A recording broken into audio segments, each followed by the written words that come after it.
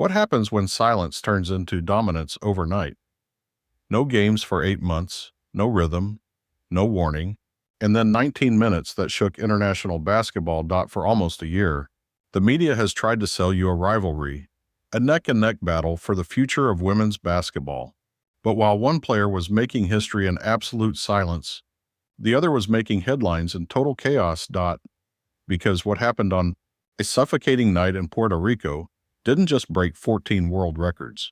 It exposed the biggest illusion in sports today. We are watching one athlete build a Fortune 500 empire, while the other is watching her signature shoes rot on a clearance rack. If you want to understand how a superstar loses millions out of pure jealousy, hit that subscribe button right now, because the deeper we dig into these numbers, the uglier this reality gets. Let us go back to the beginning of this tournament, because the context matters. This was the FIBA World Cup qualifying event. 5 games in 7 days. The United States women's national team was expected to completely dominate. The question wasn't if they would win, it was who would run the show. Head coach Kara Lawson made the logical, safe decision. Start the respected veteran, Chelsea Gray, at point guard in the opener against Senegal. Nobody questioned it. Until the clock started ticking. Within the first 35 seconds of that game, it became painfully obvious something was horribly wrong. Senegal didn't back down. They came out with an aggressive full-court blitz, pressuring the ball handler immediately, cutting off passing lanes, and disrupting the rhythm before the offense could even cross half-court. Gray was struggling. The ball movement was choppy. The spacing was completely off. The energy felt completely flat.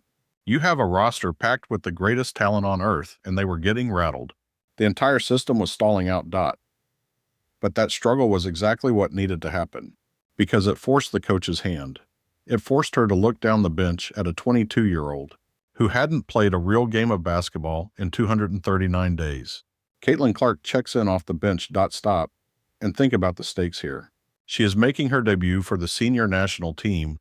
The crowd is deafening, and the pressure is completely suffocating. The exact same defense that just dismantled a veteran point guard is coming straight at her throat. Does she flinch? Does she show rust? She doesn't even hesitate. She reads the blitz like she has seen it 1,000 times.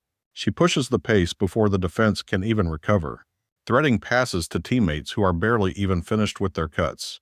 It wasn't just good basketball. It was surgical. It was calm. And it was absolutely devastating. In just 19 minutes of play, Clark drops 17 points, hands out 12 assists, and commits 0 turnovers. 0.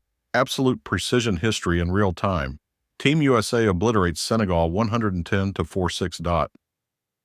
And the records? They shattered instantly. That single game performance was the highest assist total ever recorded in a senior national team debut. Not just for Team USA, for any player from any country in the recorded history of international basketball. She also recorded the fastest double-double in Team USA debut history. She became the only player, male or female, from any nation to record a double-double in their very first senior national team appearance. All of that off the bench. All of that in 19 minutes. When reporters asked her about the historic night, she didn't talk about nerves or rust. She just said she was excited to play basketball again, like she was just waiting for someone to hand her the ball. But what happened next proved that this 19-minute explosion wasn't a fluke. It was a hostile takeover. Once that first game was over, there was no putting the genie back in the bottle. Across all 5 games, Clark finished with 32 total assists, leading every single player on Team USA in every single game she played. Not most games, every game. She averaged 11.6 points and 6.4 assists per contest, and she did it all in roughly 19-minute stretches, while battling the flu for part of the tournament. But here is the stat that exposes the massive gap between her and the rest of the world. Her plus-minus across the entire event was plus 109. That wasn't just the best mark on Team USA. That was the best mark of any player from any country on any roster in the entire tournament. The impact was so undeniable that it forced a professional head coach to do something they almost never do: publicly admit they screwed up. After the opening game, Phoenix Mercury head coach Nate Tibbetts took over and moved Clark into the starting lineup. He restructured the entire offense around a pace and space system. The result? A 55-point blowout against New Zealand, where Clark posted an efficiency rating of 18, the highest on the team. After that game, Tibbetts went on record and plainly said that not starting Clark earlier was a mistake. Coaches hedge, they protect their decisions, they redirect. But Tibbetts just came out and said the obvious answer was obvious. She should have been starting from the beginning. By the end of the week, Clark broke 14 world records. She became the youngest MVP in the history of the qualifying event, and completely unprecedented. She was the first MVP ever awarded to a player who spent most of the tournament coming off the bench. Nobody else in the field, starter or otherwise, could match what she was doing in abbreviated minutes. But to understand why this performance was so dangerous to her so-called rivals, we have to step off the hardwood. Because while Clark was tearing up FIBA, she was simultaneously building a financial Death Star. What Caitlin Clark is building away from basketball is, arguably, just as unprecedented as what she is doing on it. At 24 years old, her commercial portfolio doesn't look like a second-year WNBA player. It looks like the final chapter of a Hall of Fame career. Look at the actual numbers. Clark holds a Nike endorsement deal worth $28 million. The highest deal of any WNBA player in the history of the league. Not the highest rookie deal, the highest deal, period. And it includes a signature shoe line with revenue sharing, an arrangement Nike normally reserves for guys named LeBron James and Michael Jordan. Then there is Wilson. Clark has a signature sporting goods line with them. Do you know who the last athlete was to receive a dedicated signature product line from Wilson? Michael Jordan. State Farm historically spends its biggest marketing dollars on NFL quarterbacks and NBA superstars. They looked at the landscape and signed Clark as the first female athlete ever to serve as a primary endorser. The face of the campaign, not a supporting character. Add in a record-breaking deal from Gatorade, and a crossover into luxury fashion with Prada. This isn't an endorsement list. This is a Fortune 500 marketing strategy. During her rookie season alone, Clark brought in an estimated $8.1 million in endorsement income. Her base WNBA salary that year? $70,000. Her off-court earnings were 115 times her on-court salary. Most WNBA veterans who have played for a decade won't earn in their entire career what Clark pulled in during year one. She didn't just join the WNBA. She changed how the entire business around the league operates. Broadcast deals got more valuable, arenas sold out, and networks wrote bigger checks. If you're starting to realize this isn't just about basketball anymore, make sure you're subscribed. Because while Clark was building an undeniable empire, her biggest rival was building a house of cards. You cannot tell the full picture without looking at the growing divide. While Clark was stacking 62 records in her rookie season and rewriting the rules of the sport, Angel Reese was generating headlines of a very different kind. On the surface, Reese had a solid rookie year. She led the league in rebounds. That sounds impressive, right? A dominant interior force. But analysts were documenting something all season long that completely changes the way you read that number. A significant portion of Reese's rebounding total was heavily inflated by offensive rebounds off her own missed shots. She was missing at the rim, grabbing her own miss, and that rebound got counted exactly the same as a clean defensive board or a contested grab in traffic.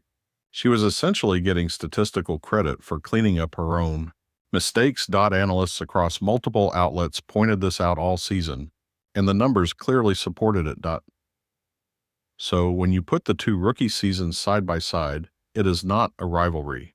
It is not even close. On one side, you have Caitlin Clark transforming how the Indiana Fever ran their offense, driving massive attendance spikes and breaking 62 records. On the other side, you have Angel Reese grabbing her own misses and calling it production. That is the comparison nobody in Reese's corner wants to have out loud. And as Clark continued to add to her record totals, with more efficient scoring and more assists, the gap between their career trajectories didn't close in year two. It exploded. But the real crisis for Angel Reese wasn't happening on the stat sheet. It was happening in the corporate boardrooms. Because while you can inflate a rebounding stat, you cannot fake a shoe sale. The commercial gap between these two players is now impossible to ignore. And the reasons behind it are not complicated at all. Right now, Nike is actively ramping up its entire marketing machine for Clark's signature shoe line. The launch is expected to be enormous. Industry analysts are predicting her signature shoe will sell out in minutes. Not days, not hours, minutes. And that prediction is not based on hope. Her Kobe Player Edition sneakers already resold for double the retail price immediately after dropping. The demand is real, it is measurable, and it is showing up in secondary markets before her line has even fully launched. Now, look at the exact same moment for Angel Reese. Her signature Reebok shoes are sitting on clearance racks at discounted prices. It was positioned as a major brand partnership for a rising WNBA star, launching with massive fanfare. And then, nothing happened. The shoes did not sell out. They did not generate buzz. They showed up in bargain bins, marked down, gathering dust on shelves. For a signature shoe, that is one of the worst possible outcomes. But here is the twist. Reebok has not just been quietly watching the slow sales. Reports indicate they have pulled back marketing support for Reese's shoe line entirely. When a major brand goes silent on a signature athlete this early in a partnership, that tells you everything you need to know about how they are reading the return on their investment. They are not seeing the numbers, and they are not spending more money hoping the numbers magically change. But why did it fail so spectacularly? Because the real damage wasn't just poor shoe design, it was a complete self-destruction of her own public image. Let's look at the timing that set the internet on fire. During the exact same window that Clark was breaking 14 world records at FIBA, winning tournament MVP, and cementing herself as the most dominant player in the field, Angel Reese did something that perfectly summarized her entire career. Narrative. Reese reportedly came out publicly, suggesting she deserved an award too. She wasn't pointing to a specific game. She wasn't referencing a specific stat line or a breakout performance. Just the general, vague idea that she should be getting recognized. Let the absurdity of that sink in. While Nike is building a global campaign around Clark, and Clark's Kobe editions are flipping for double retail, Reese's signature shoe is getting marked down just to move units. And that was the exact moment she chose to complain that she deserves an award. Awards follow performance, endorsements follow value, and recognition follows results. That is how it has always worked. But Reese was fighting to be recognized without the performance to back it up. Every time Clark hits a new milestone, Reese finds a way to pull the conversation toward herself. Not to congratulate, not to celebrate, just to compete for the narrative. It happened in college, and it happened repeatedly during WNBA seasons. When Forbes ranked Clark as the highest-ranked active athlete on their Powerful Women in Sports list, Reese responded with vague social media posts about others deserving credit. She wasn't focused on her own game. She was just making noise about recognition and fairness, aimed at a player who was simply outperforming her in every measurable category. But if you think this is just harmless internet drama, you do not understand how billion-dollar corporations work. Major sponsors do not just look at follower counts or highlight reels. They have entire brand safety teams whose entire job is to track sentiment, monitor public behavior, and flag anything that could connect their brand to controversy or negativity. And Reese's pattern of public behavior is exactly the kind of thing those teams are trained to catch. The shade toward Clark, the jealousy posts, the public complaints about spotlight and recognition.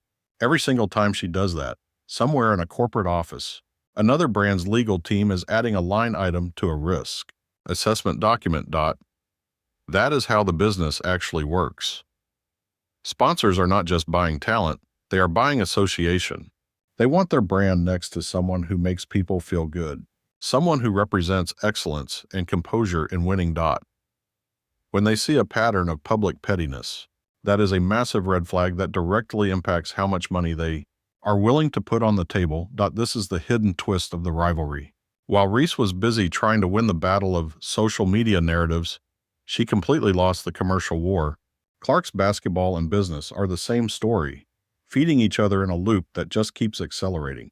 She dominates on the court, the commercial value follows, and it grows because she keeps dominating. And the worst part for the rest of the league, Clark is just getting started. The stage now shifts back to the WNBA, to packed arenas, and a season that already feels inevitable. If the FIBA tournament proved anything on a global stage, it is that Caitlin Clark's rookie year was not a hot streak in a weak tournament. She walked into a completely new environment, with teammates she had barely practiced with, in a system not originally designed around her strengths, and within days she was breaking records again. New place, new faces, same result. The 62 records in year one were not hype. They were a warning. Because heading into the 2026 season, the Indiana Fever aren't just returning a roster. They are unleashing a system built around inevitability.